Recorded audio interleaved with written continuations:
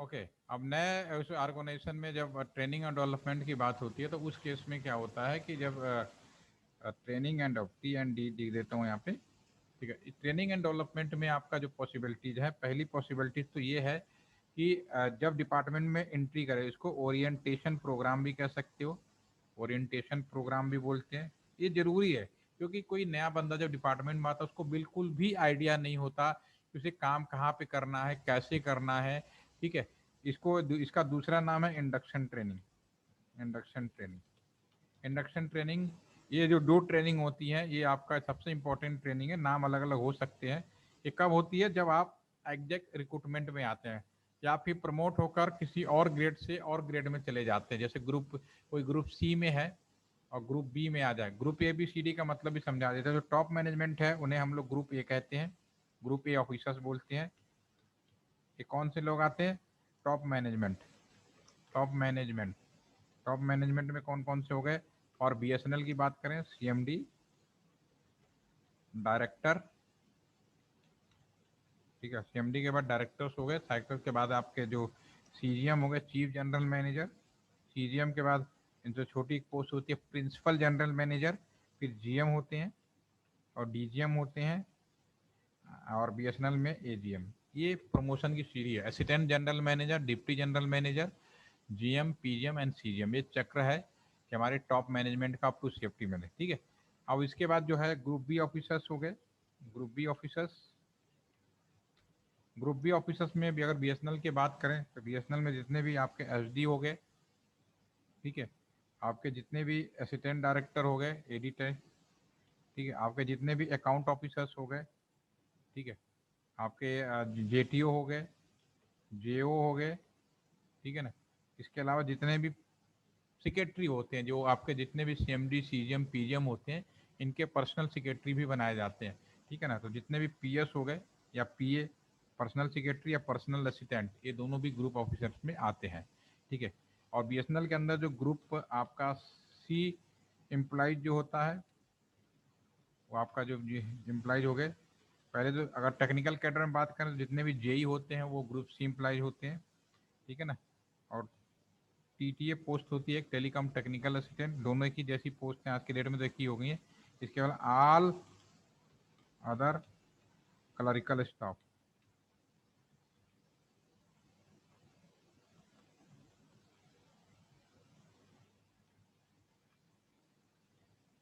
Clerical staff हो गया। ठीक है ना। और आपका एक लास्ट में बीएसएनएल के अंदर जो एम्प्लॉयज होते हैं, ग्रुप आपका डी एम्प्लॉयज। बीएसएनएल में ग्रुप एम्प्लॉयज की संख्या बहुत ज़्यादा थी पहले। पहले जितने भी लाइन लाइन स्टॉप होते थे, लाइन स्टॉप में क्या गया, लाइन मैन हो गया। बीएसएनएल के अंदर लाइन मैन आते हैं आपके। ये जो पोल पे चढ़ने वाला होता है, ड्राइवर्स होते हैं, आपके हाउस कीपर होते हैं, केयर टेकर होते हैं, अलग अलग। ये आपके सफाई वाले हो गए, ये सब ग्रुप डी के साथ। पियोन हो गए, ठीक है ना। लाइव स्टाफ, लाइन स्टाफ हो गया, पियोन हो गया, ठीक है ना। ये सब ग्रुप डी इम्प्लाइज होता है। ठीक है। अब समय बदल रहा है। अब गवर्नमेंट ये क्या कर रही है कि ये जो आपका ग्रुप डी इम्प्लाइज नॉर्मली हर ऑर्गेनाइजेशन में समाप्त कर दिया। बीएसएनएल ने पिछले 20 सालों से, करीब 15 से 20 साल हो गए, 15 साल तो हो ही गए, उससे ऊपर मुझे लास्ट जो रिक्रूटमेंट मुझे याद आता है 2002 या 3 में किया गया था। तो 18-19 साल, तो 20 साल मान के चलिए, 15 देन मोर देन 15 ईयर, 15 साल से ज़्यादा हो गए, ग्रुप डी इम्प्लाइज की भर्ती उन्होंने करी ही नहीं। ठीक है। ग्रुप सी में भी हम केवल जेई जेटीओ की भर्ती कर रहे हैं और किसी जेई की भर रहे हैं। ठीक है। ग्रुप बी, अब ज़्यादातर एंट्री हमारी जो है ऑनलाइन एग्जाम से ग्रुप बी ऑफिसर्स में होती हैं। ये आपकी हो रही है बस अभी भी। इसमें भी केवल लिमिटेड हो गई है, जेटीओ और एसडीए की भर्ती हो गई। ठीक है। और एक और टॉप मैनेजमेंट में डीआर डीजीएम की भर्ती होती है, ये आपकी डीजीएम की भर्ती होती है। ठीक है। और जो डायरेक्ट यूपीएससी एग्जाम पास करके आते हैं, आईटीएस, इंडियन टेलीकॉम सर्विस, ठीक है, वो अब डायरेक्ट डीजीएम बनते हैं। ठीक है। तो ये हमारा पोस्ट है। बाकी जो पोस्ट है प्रमोशन की है, भर्ती है। ग्रुप बी में भी जो भर्ती होती है आइदर जेओ या जेटीओ पोस्ट पे होती है। बाकी प्रमोशन की पोस्ट है। ये जो आपके जेओ जेटीओ, ये भर्ती की पोस्ट है। और जो ये आपका पीए है, ये भी भर्ती की पोस्ट है। बाकी प्रमोशन है, जेओ जेटीओ एसडी बन जाता है, एडी बन जाता है, एओ बन जाते हैं। अगर अकाउंट वाला तो एओ बनेगा, पीए पीएस बन जाता है। ठीक है, फिर इनसे ऊपर जाते हैं। एसडी से एजीएम भी प्रमोशन की पोस्ट है, एजीएम से डीजीएम प्रमोशन, डीजीएम में डायरेक्ट भर्ती भी है, दोनों है। ठीक है ना। तो दो तक जो डायरेक्ट भर्ती होती है उनके शब्द के भर्ती के आगे लिखा जाता है डी आर। ठीक है ना, डी आर डीजीएम। अब दो तरह के डीजीएम हो गए, एक डीजीएम जो एजीएम से प्रमोट होके बने, दूसरा जिन्हें डायरेक्ट डीजीएम पोस्ट पे भर्ती करी गई तो उन्हें बोलेंगे डीआर डीजीएम। ठीक है, दूसरा होता है प्रमोटी डीजीएम। नाम अलग अलग जरूर है लेकिन डीजीएम ही बोलते हैं दोनों को। ठीक है, लेकिन दोनों के नामों में आप समझ में आ गया होगा। डीआर भर्ती का मतलब, डीआर डीजीएम का मतलब जो डायरेक्टली उसी पोस्ट के लिए किसी और ऑर्गेनाइजेशन में काम कर रहा था, अप्लाई किया और भर्ती चला गया। हमारे बीएसएनएल के अंदर से बहुत सारे लोग मिल जाएंगे, करीब जो हमारे करंट टाइम में मेरे खुद के जो जीएम है वो डीआर डीजीएम है, वो करंटली डीआर डीजीएम भर्ती हुए थे सन 2010 में। ठीक है, और कुछ लोग एजीएम डिपार्टमेंट में जेओ भर्ती हुए, जेटीओ भर्ती है। सपोज करें कोई जेटीओ की भर्ती भी दो तरह से हो सकती है।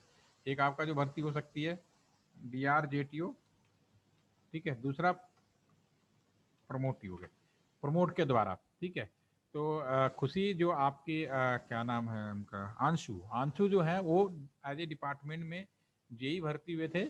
ठीक है, उन्होंने एग्जाम देके प्रमोटी डीजीएम, वो प्रमोट वाला एग्जाम देके उन्होंने एग्जाम किया, वो प्रमोट डीटीओ में आएंगे। पोस्ट एक ही है लेकिन उनका प्रोसेस बीएसएनएल से पुराना नेटा है। तो मैं अभी यहाँ बात कर रहा था इंडक्शन प्रोग्राम। इंडक्शन प्रोग्राम जो होता है, जो भर्ती होती है उस पोस्ट पे की जाती है। तो भर्ती आपकी दो, जैसे जेटीओ की भर्ती होती है, भर्ती के दो ऑप्शन है। एक तो डायरेक्ट मार्केट में कोई बीटेक है और सीधा एग्जाम दिया और उस पर जेटीओ भर्ती हो गया, वो डिपार्टमेंट में नहीं आया, पहले उसके बारे में कोई जानकारी, तो वो डिपार्टमेंट जब भर्ती होगा उसकी भी ट्रेनिंग वही होनी है। और कुछ लोग हैं जैसे डिपार्टमेंट में जेई काम किया और डिपार्टमेंट में एक पेपर हुआ और प्रमोट होके वो जेटीओ बन गए, तो दोनों भर्ती एक ही पोस्ट के लिए की गई, तो दोनों का एक ही इंडक्शन ट्रेनिंग होगा। लेकिन डिफरेंस क्या होगा, जो डीआर जेटीओ होगा यानी डायरेक्ट भर्ती वाला जो जेटीओ होगा उसका बकायदा स्टाइपेंड मिलेगा, उन्हें तनख्वाह नहीं मिलेगी, स्टाइपेंड मिलेगा। मैंने खाना पीना का जो खर्चा होता है 1200 1500 5000 रुपए 10,000 रुपए, बहुत ज्यादा अमाउंट नहीं होता।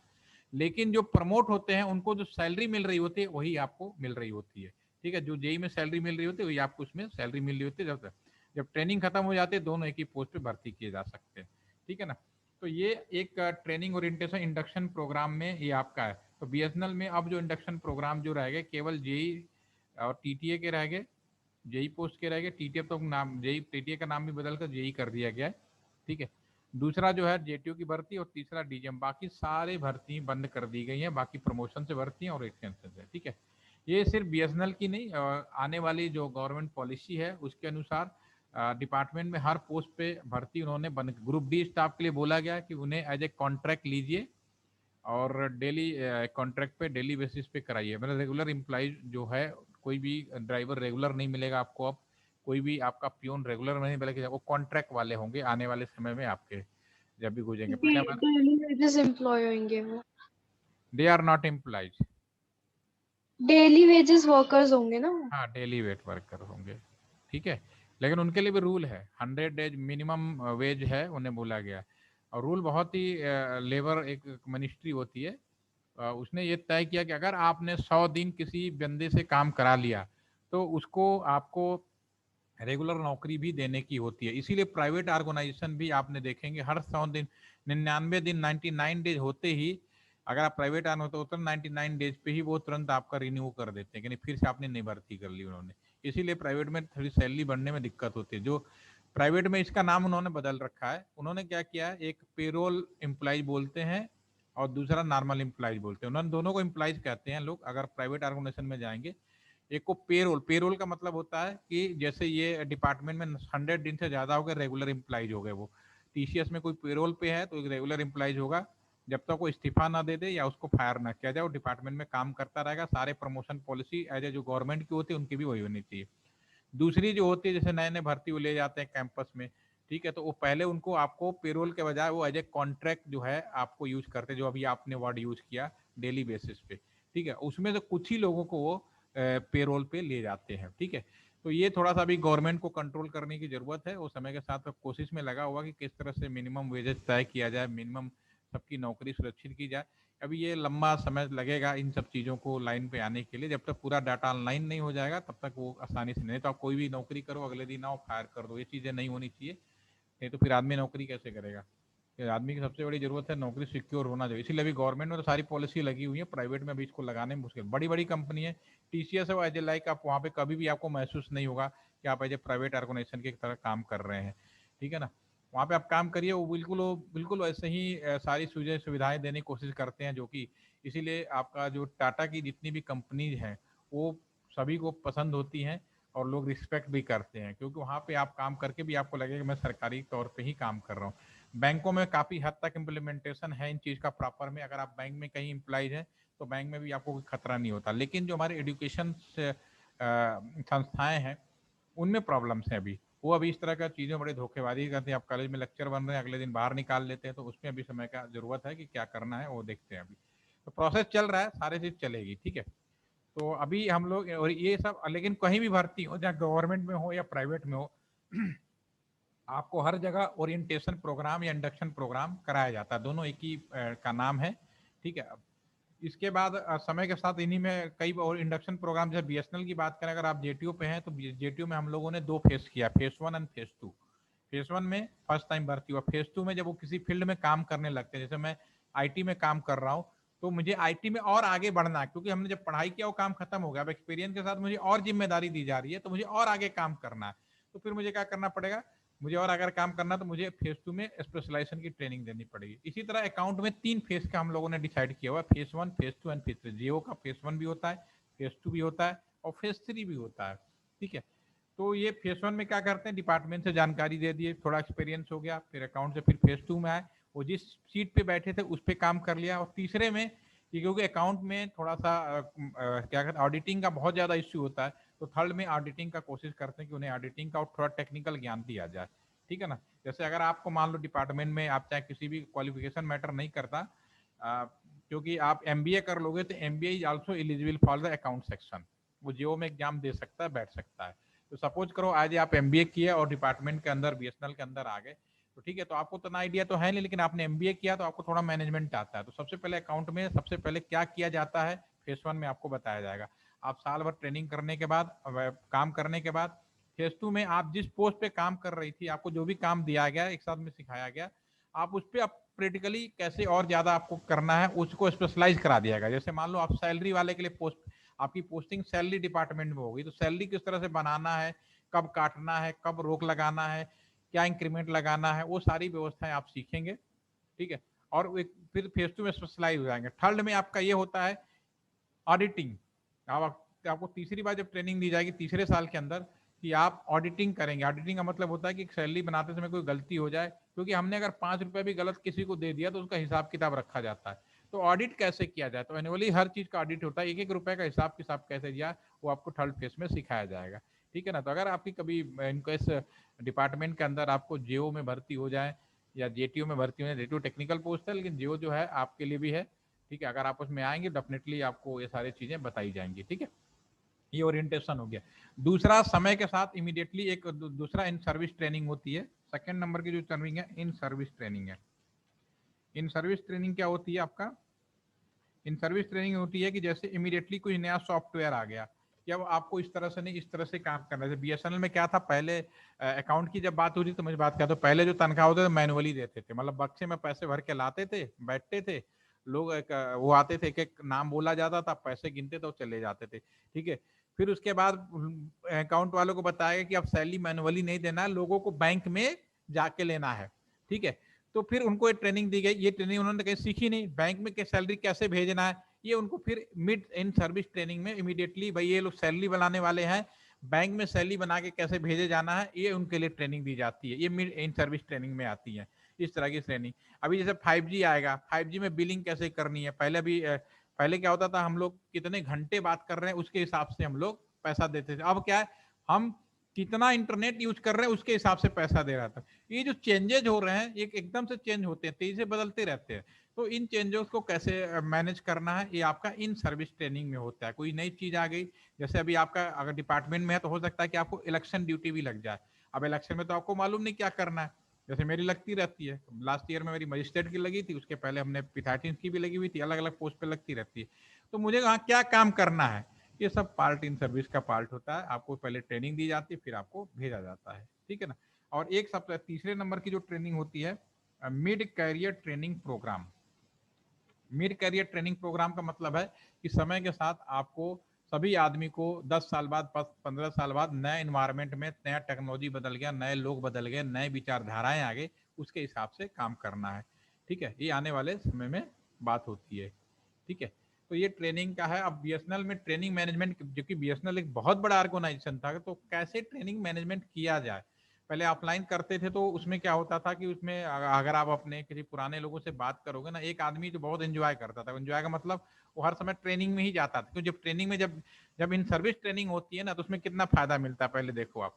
इन सर्विस में पहले आपको सिखाने के लिए बुलाया गया, जैसे मैं एलटीटीसी में बुलाता हूँ, ठीक है। अगर कोई बंदा, मैं हम बुलाए जाए, मान लो आपको आंसू मैडम है, आपको उनको बुलाते हैं यहाँ पे इन सर्विस ट्रेनिंग में, तो देखो उनको क्या फायदा मिलेगा। पहली बात तो काम से छुट्टी मिल गई, ठीक है, और यहाँ पे आ गई वो ट्रेनिंग में, मान लो एक हफ्ते के लिए ट्रेनिंग में आ गई। अब उनको एक हफ्ते ऑफिस का कोई काम नहीं करना, एक हफ्ते ट्रेनिंग लेगी। ट्रेनिंग का टाइम पीरियड मुश्किल से 6 घंटे होता है, ठीक है। और एक दिन संडे भी मिल जाएगा, आगे पीछे भी संडे मिल जाएगा, अगर सीख देंगे तो एक संडे, ठीक है, 1-2 दिन की छुट्टी भी ले सकती है आपको। आप एक हफ्ते की ट्रेनिंग में आते हो तो 8 से 10 दिन आपको मिल जाए। तो यहाँ पे सबसे पहले फायदा उनको मिलेगा, यहाँ रहने का फ्री मिलेगा। दूसरा, यहाँ खाने का फ्री मिलेगा आपको। बीच में हम कहीं घुमाने लाए तो भी फ्री मिलेगा, ठीक है। तनख्वाह तो आपको अलग मिल ही रही है, और उस टाइम आपको कोई काम भी नहीं करना, और सीखने के लिए आपको नई चीज सिखाई दे रहे हैं, तो ट्रेनिंग एंजॉयमेंट है। तो पुराने टाइम लोगों में जिन्हें पता था, इन चीजों की जानकारी थी, वो बड़ा ही फायदा उठाते थे। वो लोग क्या करते थे कि जो ट्रेनिंग में जाना, हम ट्रेनिंग में जाएंगे, बाकी लोग कह रहे हैं ट्रेनिंग में क्या करना जाके, तो एक ही आदमी बार बार जा रहा था, ठीक है। मतलब जिसे पता था, जो एंजॉय करना, कुछ लोगों को पता ही नहीं, पूरी जिंदगी काम कर लिया ट्रेनिंग, ये पुराने सिस्टम में गड़बड़ी थी।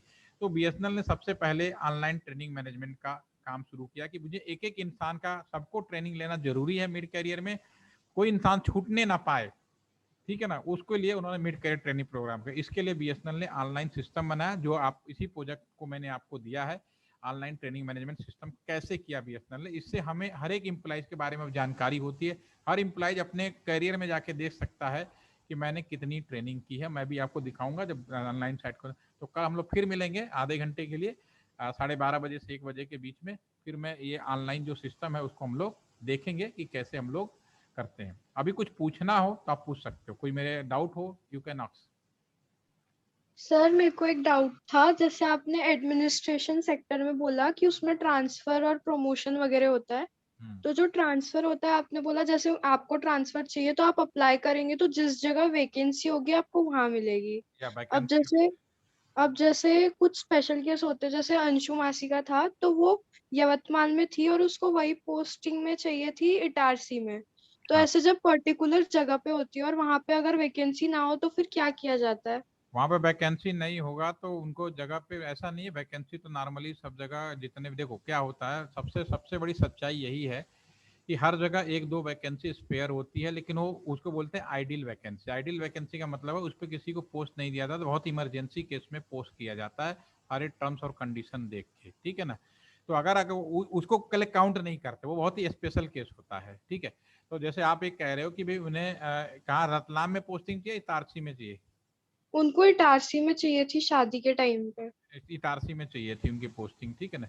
तो इटारसी में जो पोस्टिंग चाहिए थी, तो इटारसी में पहले वैकेंसी होनी चाहिए। उसकी जगह पे कुछ लोग ऐसे भी होंगे इटारसी में जो वहां से हटना चाहते होंगे, ठीक है ना।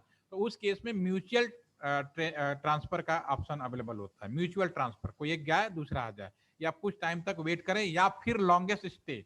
वहां पे कौन ऐसा बंदा जो लंबे समय तक स्टे है, क्योंकि हर आदमी को अपने कैरियर में पूरी जिंदगी ट्रेनिंग एक जगह नहीं, एक जगह पोस्टिंग नहीं कर सकता।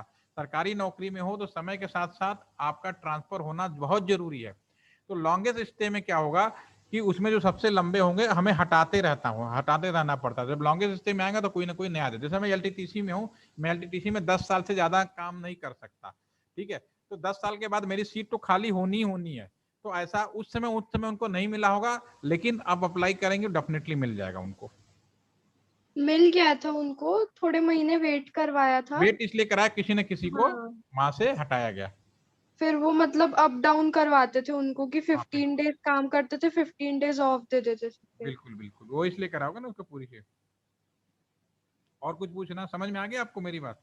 यस सर, आ गया किसी न समझ किसी में। को हटाओगे तब जाके वो पॉसिबिलिटी होगी। ठीक है? Okay sir, thank you. Okay, thank you.